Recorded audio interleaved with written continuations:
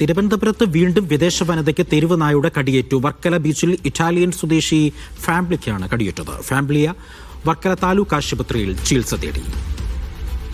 സനിസയുണ്ട് വിവരങ്ങൾ നൽകാനായി. സനിസ, ഈ വിദേശ വനിതയുടെ ആരോഗ്യനില എങ്ങനെയുണ്ട്? അവർക്ക് ഗുരുതരമായിട്ട് പരിക്കേറ്റിരുന്നോ?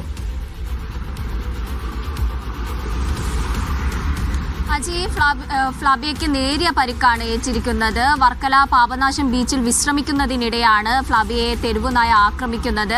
ഇത്തരത്തിൽ ആക്രമണത്തിന് ശേഷം നാട്ടുകാർ ഫ്ലാബിയയെ വർക്കല താലൂക്ക് ആശുപത്രിയിൽ എത്തിക്കുകയായിരുന്നു. ഇത്തരത്തിൽ തെരുവുനായയുടെ ആക്രമണം ഒരു തുടർക്കഥയായി മാറുകയാണ് തിരുവനന്തപുരത്ത്. ഇത്തരം വർക്കല അതുപോലെ തന്നെ കോവളം ബീച്ചിൽ ഈ തെരുവുനായയുടെ ആക്രമണവും ശല്യവും കൂടി വരുന്നത് നാട്ടുകാർ നഗരസഭയെ അറിയിച്ചിരുന്നു. എന്നാൽ യാതൊരുവിധ നടപടിയും ഉണ്ടായില്ലെന്നാണ് നാട്ടുകാരുടെ പ്രതികരണം. കൂടാതെ തന്നെ ഇത്തരത്തിൽ അവിടെയുള്ള കടകളിൽ നിന്നുമുള്ളവർ ഈ തെരുവുനായകൾക്ക് ഭക്ഷണം വാങ്ങിച്ചു കൊടുക്കാനാണെന്ന് എന്ന വ്യാജേന അവിടെ വരുന്ന വിദേശികളിൽ നിന്നും പണം വാങ്ങിക്കുന്നതായിട്ടും ഇവർ ആരോപിക്കുന്നുണ്ട്. അതുകൊണ്ട് തന്നെ വർക്കലയും അതുപോലെ കോവളം ബീച്ചിലുമൊക്കെ തെരുവുനായകൾ കൂട്ടമായി നിൽക്കുന്നു, കൂട്ടമായി അവിടെ ആളുകളെ ആക്രമിക്കുന്നു എന്ന തരത്തിലൊക്കെ ആരോപണം നാട്ടുകാർ ഉന്നയിക്കുന്ന ഒരു സാഹചര്യമാണ്.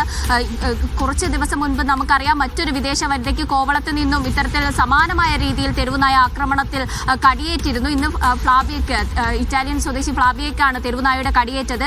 ഇവരിപ്പോൾ താലൂക്ക് ആശുപത്രിയിൽ ചികിത്സയിൽ തുടരുന്ന ഒരു സാഹചര്യമാണ്. നേരിയ പരിക്കുകളാണുള്ളത്. പക്ഷേ ഈ തെരുവുനായ ആക്രമണം വ്യാപകമായി നടന്നുകൊണ്ടിരിക്കുന്ന ഒരു സാഹചര്യമാണ്. ഇന്നലെയും സമാനമായ രീതിയിൽ 2 വൃദ്ധർക്ക് തെരുവുനായയുടെ കടിയേറ്റിരുന്നു. ഇതിലൊന്നും യാതൊരു നടപടിയും നഗരസഭ എടുക്കുന്നില്ല എന്നതാണ് ഇപ്പോൾ നാട്ടുകാരടക്കം പരാതിയായി ഉന്നയിക്കുന്നത്. അജി, ശരി, സനിസയാണ് വിവരങ്ങൾ നൽകിയത് തിരുവനന്തപുരത്ത് നിന്നും.